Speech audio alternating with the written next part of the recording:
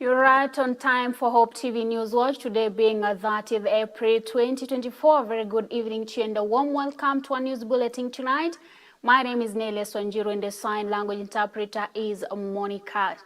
Let us begin by looking at how the weather is in the country and even the predictions according to Met, and where several parts of the country are likely to experience near average to above average rainfall in the month of May. This is according to the last weather forecast released today, Tuesday, by the Kenya Meteorological Department. The weatherman has warned that there is likelihood of flooding in low-lying areas and floods plains, especially over the Lake Victoria Basin, the over Lake Highlands west of West Rift Valley, and other countries upwards, where our reporter Alice Diana is giving us the look and the report for the whole. The highlands east of the Rift Valley, including Nairobi County and parts of the southeast. As several counties continues to experience floods due to the long rains that are being witnessed in the country, the Kenya Meteorological Department has announced that Kenyans should expect near average to above average rainfall in the month of May, with the coastal region having its peak in this month. We expect that May will also have rainfall that is near to above average over most parts of the country. What we have observed and what I think I have pointed out in the longer version of the report is that the coast will have its peak during the month of May. Most of the other parts of the country have had their peak in April, but the coast will have its peak in the month of May. In its latest weather forecast released on Tuesday, the weatherman says that rainfall above average and occasional storms are likely to be experienced in Lake Victoria Basin, the highlands of west of Rift Valley, the central and the south Rift Valley throughout the month of May. In northwestern region, occasional rainfall and storms are likely to be experienced throughout the month, while in the highland east of the Rift Valley, including Nairobi County, rainfall is expected through the month and is likely to be intense during the first week. Occasional storms are also likely to be experienced. The northeastern region, where we have Marsabit, Mandera, Wajir, Garissa, and Isiolo counties, we expect occasional rainfall during the month of May. Total amounts of rainfall are expected to be near to above average. The southeastern lowlands, where we have Kajiado, Kitui, Makueni, Machakos, Taita Taveta, and parts of Tana River. Occasional rainfall is expected during the month of May.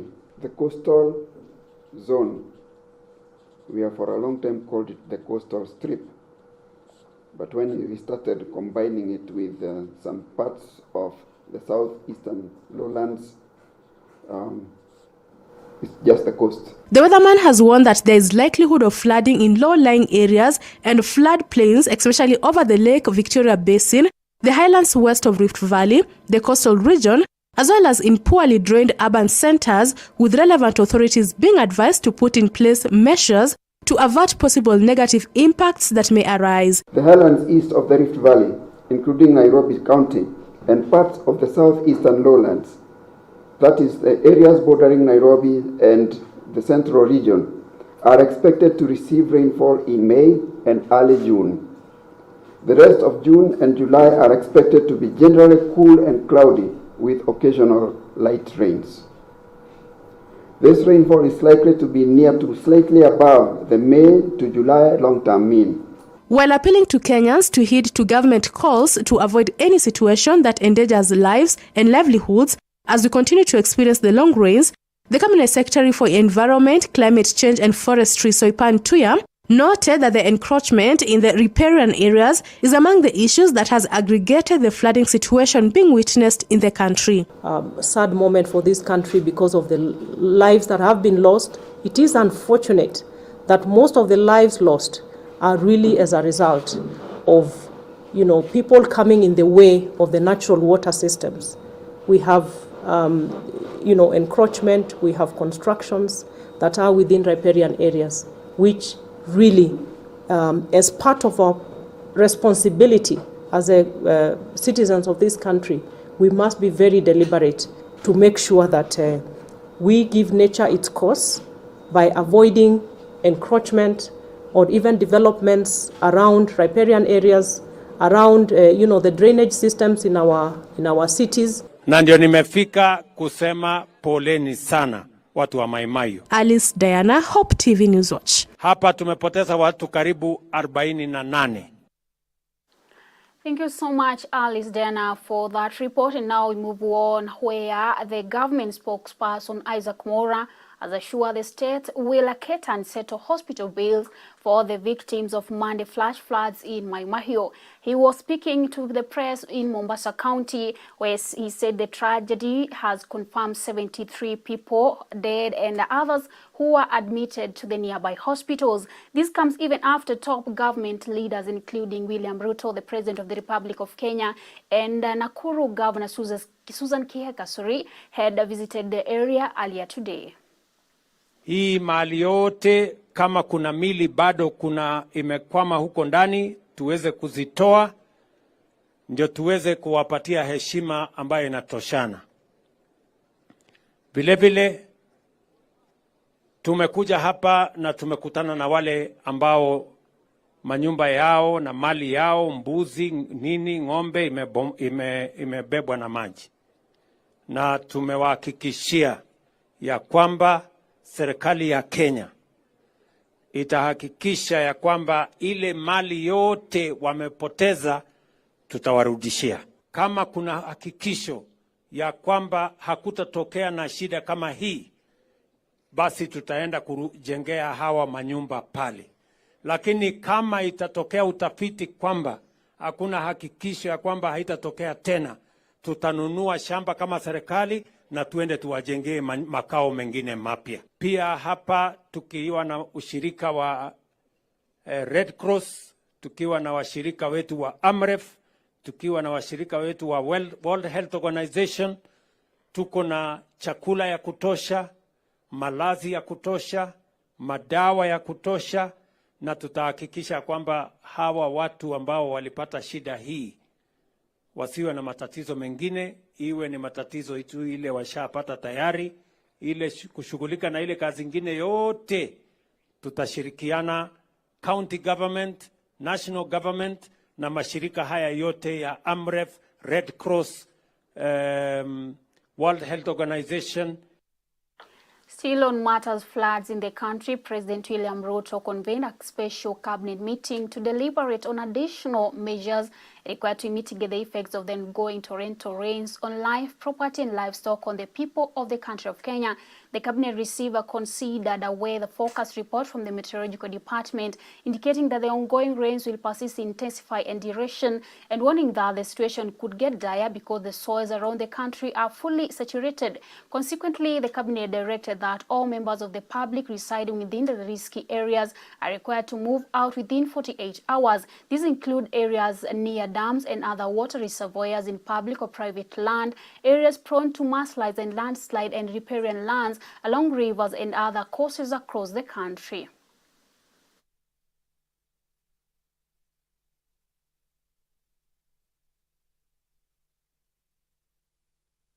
And still moving on, police in Embu County have closed the busy Embu-Meru Highway at Ikongo Bridge following the sinking of the soil on the side of the bridge and are advising motorists to use alternative routes. Embu County Police Commander, that is Nicholas Maina, has asked motorists coming from the Meru to divert to left at Kivwe to Kirunira and Mudhatari, then proceed to Nairobi, and those headed to Meru to divert to Mutunduru and Kenjokoma Runyenjes and proceed to Meru. Last night, police had cautioned motorists to be careful on the highway at the Ikongo Bridge within the Gatunduri area where the soil under the bridge started caving.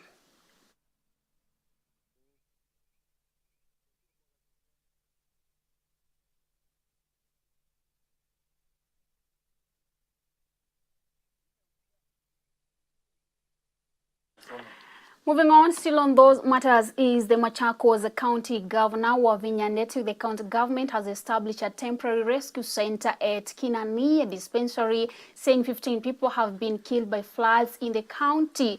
And she urged residents living near the area and along the banks of the river Athi to evacuate and seek refuge at the designated rescue center for their safety. First Lady Rachel Ruto, who visited the families affected by floods in Athi River in Mavoko constituency, donated foodstuff and personal items at Athi River Primary School as part of the national strategy to increase food security in the household. The First Lady also promised to work with the local leaders to empower women economically and support them in growing food for their families. She gave assurance about the government's commitment to support all Kenyans affected by the extensive rains and flooding in many areas in the country.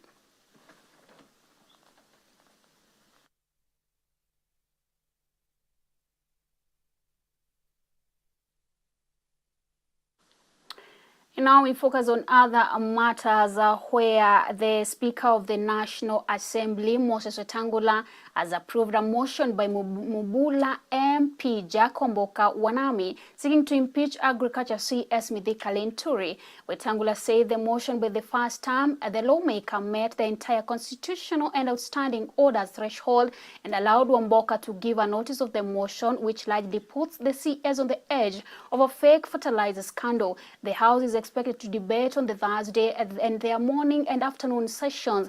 And in the motion, Wamboka still wants Linturi to be sent home on 3 grounds, that is gross violation of the Constitution, gross violation of Article 16, and gross misconduct. Linturi is also being accused of breaching Article 153, Section 2 of the Constitution by failing to be accountable, both individually and collectively, to the President in performance of his functions.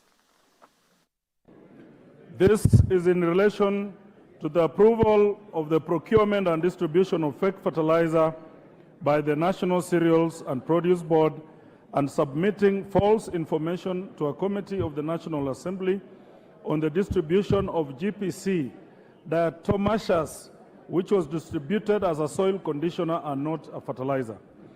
I have particularized each of the grounds and attached evidence to substantiate each claim. Now, therefore, in accordance with Article 152(6) of the Constitution, this House resolves to recommend to the President to dismiss the Honorable Franklin Mithika Linturi from the position of Cabinet Secretary for gross violation of Article 10, 46, 75, and 201 of the Constitution, the Leadership and Integrity Act 2012, and the Public Ethics Act 203, and for gross misconduct. Moving on, former Murang'a Governor Mwangi Wa Iria has been freed today with a bail of, It's alleged that between October 21, 2014 and June 19, 2017, he was found not guilty allegedly corruption charges amounting to 351 million. Wairiah, who has been on the EACC radar for weeks, was forbidden from contacting any of the prosecution witnesses in order to deposit his travel documents in the courts. The former governor also is forbidden from leaving the court's jurisdiction without seeking permission. In count 1, the former governor is charged with the conspiracy to commit an offense of corruption. It is allegedly that between October 21, 2014 and June 19, 2017, being the governor of Murang'a County, Wairiah, together with the 9 other accused persons, unlawfully contracted for the previous of media services awarded Top Image Media Consultant Limited, amounting to over 351 million. Through his lawyers, the former governor asked to be released on bail, saying he would abide by all court directions. Wairiah presented himself at the Ethics and Anti-Corruption Commission EACC police station in Nairobi for statement recording and fingerprinting, taking about the ongoing probe into allegations of graft.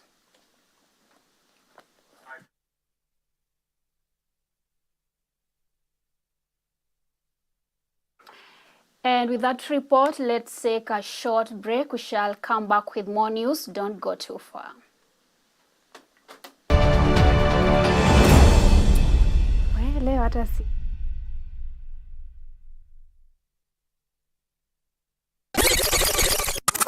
Do you remember? Every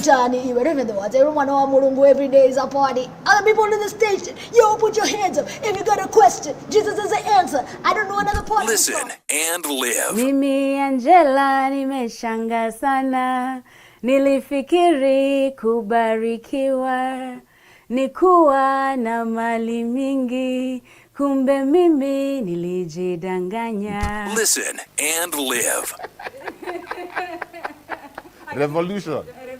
Ooh, ooh. That's the only part I'm good at singing. Ooh, ooh. Do you want a revolution? Ooh, ooh. Story of hope. Listen and live. Thank you for choosing Hope TV, the channel that brings you hope, entertainment, and inspiration. We value you and would like to serve you better. Talk to us by scanning this QR code on your screen or go to our social media page at Hope TV Kenya and click on the survey link by the name Hope TV Survey. It will just take a few minutes but means the world to us. We value your feedback. Hope TV, look and live.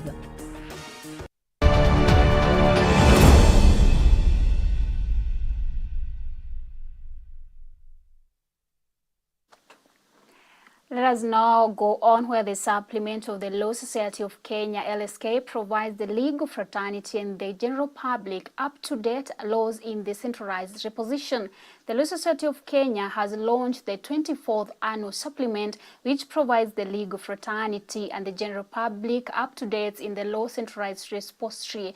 The revision of the Law Society was last officially undertaken in the year 1995, where the 23rd annual supplement was published. The National Council of Law Reporting, which is chaired by Chief Justice Martha Koome, is the constitution mandated to publish the Kenya Law Reports. Over the years, Koome says it has been evident that the work of the law reporting has to go hand in hand with the publication of statutes for easier referencing. The National Council for Law Reporting, which I chair, is an institution mandated to publish the Kenya Law Reports, and over the years, it has been evident that the work of law reporting has to go hand in hand with the publication of statutes for easier referencing. In the past, judicial officers faced a myriad of challenges in accessing updated laws. The online publication of judicial decisions and the laws of Kenya has facilitated access to justice in the administration of justice. We came to brief you about this 24th supplement. You did ask, among other issues, in keeping with your very, very inquisitive nature, why has it taken nearly 30 years to come up with this? From the legal laws, now we focus on the affordable housing. And following the construction of the affordable housing in Laikipia County, residents are expected to benefit with millions of shillings associated with infrastructure upgrades. Mount Kenya Region Affordable Housing Director Gakoro Mushiri says that the schools, hospitals and open markets will be improved, aimed at ensuring those who acquire affordable housing units don't grapple when assessing essential services. Mushiri, who was speaking to the press after an affordable housing project public participation in Nanyuki town, said more than 350 million have been marked for the construction of the Nanyuki open air market in the coming weeks, a move targeting to spur county economic growth. The Nanyuki affordable housing project is 50% complete and is expected to commission about 200 house units by November this year. Wataalamu wametupitishia through the regulations, na sisi wakaaji wa Laikipia pia wamepata nafasi ya kutoa maoni yao bila wangependa kuona hizo regulations with regard to the affordable housing program ambayo inaendelea vizuri sana. Na vile tumekuwa pale ndani kwa kikao, inatoa msisimuko kubwa sana. Wananchi wangependa kujua, wanauliza maswali mengi na wamejadiliana na wametoa maoni yao. Mradi ya Nanyuki iko around 50%. Tumefanya ile building works na tuna expect that the contractor is able to finish up all the building works in June so that we can do the finishes. So we are targeting that we can finish this contract by October, November. Mheshimiwa Rais akuje apeane funguo na wananchi waishi. Now, focusing on matters, leaders from Mount Kenya region have continued to call for more funds allocation of bursary as the number of students keep increasing annually. The leaders have said the way to go is to share the funds based on population to create equity across the nation. Thus, the push for 1 vote, 1 shillings, according to them, is a dream which, once achieved, will solve some of the problems in sharing the resources. Yote pamoja waweze kuwapatia nafasi ndio waweze kusoma at least miezi kadhaa kabla waanze kuambiwa waende nyumbani kuchukua karo. Kwa hivyo mimi naomba wale walimu wakuu waweze kustahimili, kuvumilia watoto pale shule, na ile pesa ambayo imezunduliwa leo hapa Geshogo ni milioni 55, na hicho ni kiwango cha juu kuliko mwaka uliopita ambapo tuliweza kupeana milioni 42. Tuko na mpango wa kuinua wale watu ambao hawakusoma sana ndio waweze kufanya zile short courses ndogo ndogo za kama saloon, kama carpentry, kama welding. Zile course ndogo ndogo pia tunataka kuziinua ndio watu wakimaliza wanaenda kwa job market na wanaanza kupata pesa mara hiyo na kusaidia jamii zao. Na niko na uhakika tukianza na huo mpango huu mwaka tutaendeleza kila mwaka ndio tukue na watu wengi, mafundi, watu ambao wanapata hela zao kupitia zile courses ambazo watasomeshwa na hii pesa ya NGCDF. Thank you so much. That is all we had lined up for you tonight. Thank you so much for choosing Hope TV, where you look and live. My name is Nelius Wanjiru, and our sign language interpreter is Monica Cheng. Until another day, have a blessed night.